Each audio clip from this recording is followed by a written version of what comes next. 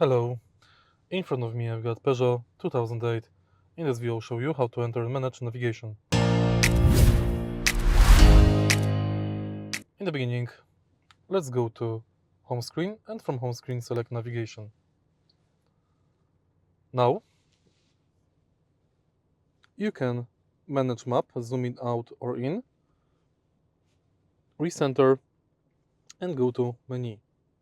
Here you can search at home, work, recent destinations and my places. You can change map mode and enable or disable map guidance. Next you can tap search.